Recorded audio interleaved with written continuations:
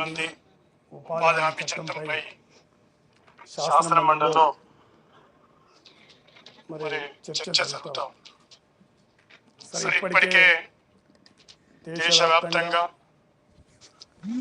అనేక వర్గాల నుండి పెద్ద ఎత్తున ఇవాళ కేంద్ర ప్రభుత్వం తీసుకొచ్చినటువంటి ఈ నూతన చట్టానికి వ్యతిరేకంగా పెద్ద ఎత్తున వ్యతిరేకంగా ప్రజల్లో ఆందోళన ప్రారంభమైంది.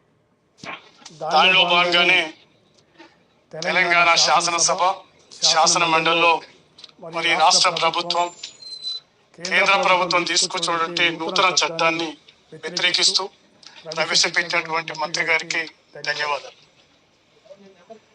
ఇవాళ ఉపాధి హామీ చట్టం అనేది ఆనాడు యూపీఏ గవర్నమెంట్ లో ఆనాడు 60 మంది కమ్యూనిస్టు పార్టీ పార్లమెంట్ సభ్యులు ఉన్నటువంటి కాలంలో విస్తృతంగా దేశవ్యాప్తంగా వ్యవసాయ నిపుణులు, మేధావులు, పౌరకుల ఉద్యమ నాయకులు అనేక మంది దేశవ్యాప్తంగా చర్చలు జరిపి ఆనాడు అనేక కరువు ప్రాంతాలు మనం చూసాం. మన తెలంగాణ ప్రాంతంలో మహబూబ్ నగర్ జిల్లా అంబలి కేంద్రాలు ఉన్నటువంటి ప్రాంతాలు, నల్గొండ జిల్లాలో మునుగోడు, దేవరకొండ ప్రాంతాలకు వెళ్ళి వలస ప్రాంతాలుగా ఆనాడు మిర్యాలగూడెం, సాగర్ ప్రాంతానికి పోయేటువంటి సమయం. ఆ సమయంలో మరి బీహార్ లాంటి, ఛత్తీస్గఢ్ లాంటి అనేక మహబూబ్ నగర్ జిల్లా అనేక ప్రాంతాలలో వలసలు పోతున్నటువంటి కాలంలో ఆనాడు యూపీఏ గవర్నమెంట్ మరి ఆనాడు పెద్ద ఎత్తున చర్చలు జరిపి ఈ ఉపాధి హామీ చట్టం అనేది పేద ప్రజల హక్కుగా, పని దినాలుగా కల్పించడానికి పెద్ద ఎత్తున ఒక జీవించే హక్కు కల్పించేటువంటి చట్టం ఈ మహాత్మా గాంధీ ఉపాధి హామీ చట్టం. నిజంగా మహాత్మా గాంధీ ఈ జాతి పిత, భారతదేశ స్వతంత్ర ఉద్యమానికి, మన భారతదేశానికి ఒక ప్రతిబింబం లాంటి. ఇవాళ బీజేపీ ప్రభుత్వం తీసుకొచ్చిన చట్టంలో మరి ఏదన్నా ఇంకా ప్రజలకు మెరుగైనటువంటి అవకాశం కల్పించి పేద ప్రజలకు ఉపయోగపడే విధంగా చట్టాన్ని తీసుకొస్తే ఎవరికి అభ్యంతరం లేదు.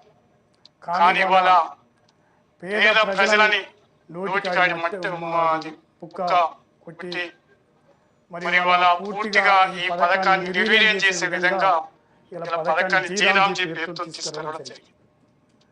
మరి జీరాంజీ అనే పేరుతో తీసుకొస్తే ఈ దేశ ప్రజలు మరి రామం పేరుతో వచ్చింది కనుక అందరూ ఆమోదిస్తారని అనుకోవచ్చు. కానీ ఎవరు కూడా ఇవాళ ఈ పథకం వల్ల ఎంత వ్యతిరేకత ఉంది, ప్రజలకు ఎంత ఆందోళన ఉందో మనం అర్థమవుతాం. మంత్రి గారు, గౌరవ మంత్రి గారు చెప్పారు, అధ్యక్ష ఇవాళ గత ప్రభుత్వం గత ఉపాధి హామీ చట్టం 10% రాష్ట్ర ప్రభుత్వం భరిస్తే 90% కేంద్రం భరించేది. పని దినాలు అడిగితే పని కల్పించేది గ్రామ సభలు.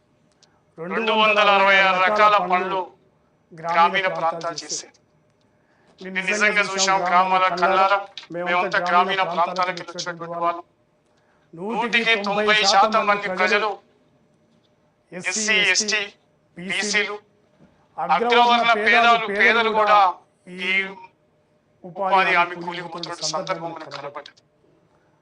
ఇవాళ ఒక రకంగా నిన్న మొన్నటి దాకా ఈ ఉపాధి కూలి రేట్లు పెంచాలి, దీన్ని ఇంకా వ్యవసాయ రంగాన్ని కూడా అనుసంధానం చేయాలని పెద్ద ఎత్తున జరుగుతున్న సమయంలో ఇవాళ ఈ ఉపాధి హామీ పథకాన్ని నిర్వీర్యం చేసే విధంగా కేంద్ర ప్రభుత్వం తీసుకురావడం జరిగింది.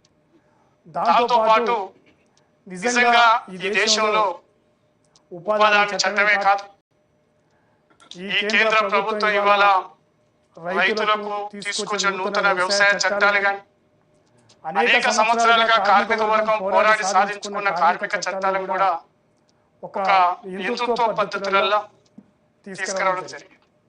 సరే, ఇప్పుడే మన గౌరవ మండలి సభ్యులు చెప్పారు, నూతన వ్యవసాయ చట్టాలు తీసుకొస్తే పెద్ద ఎత్తున దేశవ్యాప్తంగా ఉద్యమం జరిగితే ఆనాడు నరేంద్ర మోడీ జాతికి క్షమాపణ చెప్పి ఈ నూతన నల్ల చట్టాలని, వ్యవసాయ చట్టాలను తీసుకురావడం జరిగింది.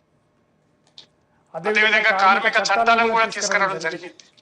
దానిలో భాగంగానే ఇవాళ ఈ ఉపాధి హామీ పథకాన్ని పేరు మార్చి తీసుకురావడం జరిగింది. ఇది దుర్మార్గమైనటువంటి విధానం. ఇప్పటికీ దేశంలో పేదరికం ఉంది. ఇలా ప్రభుత్వ లెక్కల ప్రకారమే 38% పేదరికం ఉందని చెప్తాం.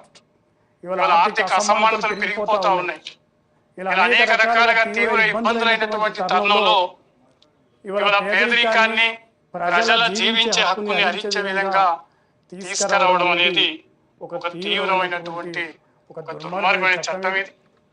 మరి ఇవాళ ఈ రకమైన చట్టాలతోని నిజంగా ఈ ప్రభుత్వం కేంద్ర ప్రభుత్వం తప్పుకుంటాం. ప్రజలకిచ్చే ఈ ఉపాధి హామీ చట్టమే కాదు, ఇవాళ దేశవ్యాప్తంగా అమలు చేస్తున్న చట్టాలను కూడా పక్కదారి పట్టించడానికి రోజు రోజుకు నిధులు తగ్గిస్తూ మరి నిర్వీర్యం చేస్తున్న సందర్భం కనబడతా ఉంది.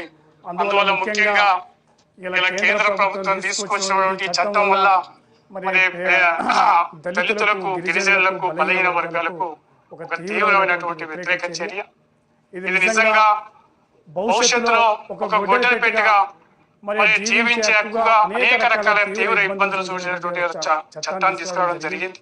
అందువల్ల దీనికి వ్యతిరేకంగా మరి శాసన మండలి గాని భవిష్యత్తులో మరి నిజంగా నూతన వ్యవసాయ చట్టాలు తీసుకొచ్చే సందర్భంగా పెద్ద ఎత్తున ఏ రకంగా ఉద్యమాలు జరిగి ఆనాడు నరేంద్ర మోడీ ప్రభుత్వం వెనుక తీసుకుందో ఆ రకంగా మరి వెనుక నెట్టాలి.